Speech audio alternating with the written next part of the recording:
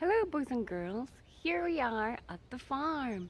And now we are going to do two things today. We're going to review vocabulary words, all the farm animals, and then we're going to make a beautiful craft. We are going to make a pig.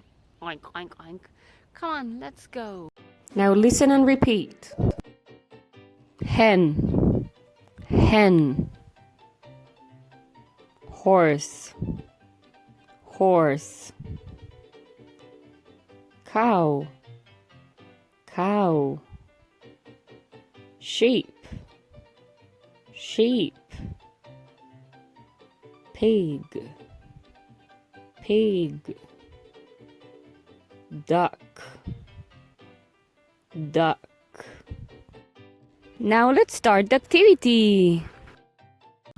You will need sheets of paper of different colors, a toilet paper roll, marker, glue, and scissors. Step number 1, you're going to draw 2 triangles. Then you're going to draw 1 big circle and 2 small circles. Step number 2, we're going to cut the shapes.